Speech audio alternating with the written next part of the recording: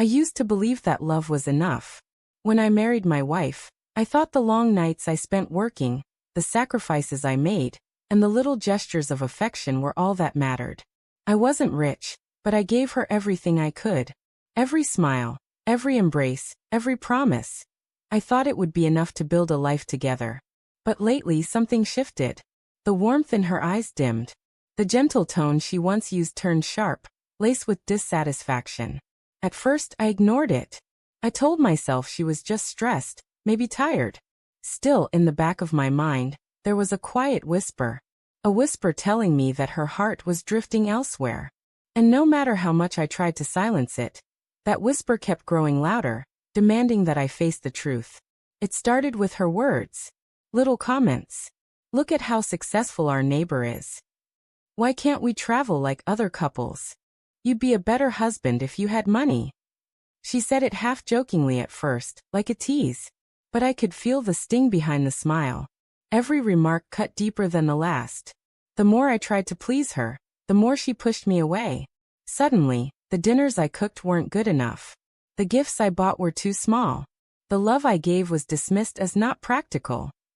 That whisper in my head turned into a steady voice. She doesn't see me as a husband anymore. She only sees what I lack. The signs were all around me, but I didn't want to see them. Until one night, she came home late, too late. She claimed it was a work meeting, but her perfume was heavy, her laughter forced, and her phone never left her hand. A week later, I found a receipt in her purse. Dinner for two at a restaurant far beyond what we could afford. My stomach twisted. When I asked her about it, she brushed it off, saying it was a mistake. But mistakes don't happen twice. Soon, there were gifts in our home I never bought. Jewelry. A designer purse. And when I asked where they came from, she lied. Her excuses thin, her eyes cold. I didn't want to believe it, but deep down I already knew. I couldn't live in the dark anymore. One night, she left her phone unlocked. My hands trembled as I picked it up. Message after message burned through me. She laughed with another man mocking me. He tries so hard, but he's broke. I deserve better. I wanted to throw the phone, to scream, but I stayed quiet. Instead, I began watching closer. I followed her one evening and saw her slip into a car I didn't recognize. His car. My heart pounded as I took photos from a distance, my body cold and numb. This wasn't suspicion anymore. It was reality. I wasn't just fighting for answers now. I was preparing for justice. The more I uncovered, the heavier the truth became. Screenshots of her messages, receipts from their outings, photos of them together. I collected it all. It wasn't about revenge. It was about clarity. Proof that I wasn't crazy. That the love I poured into her hadn't been enough for one simple reason. She never valued love. She valued wealth. I put the evidence into a folder, each page a dagger to my chest. I looked at it over and over, until my tears dried into resolve. This wasn't the end of my story. It was the beginning of hers. The moment her lies would collapse under the weight of truth. And I was ready to deliver it. It was a quiet evening. She sat at the table, scrolling through her phone as if nothing had happened. I placed the folder in front of her. At first, she didn't understand. But as her eyes scanned the pages, her face drained of color. Screenshots. Receipts. Photos. She looked up, her lips trembling. But instead of an apology, she laughed. A cold, bitter laugh.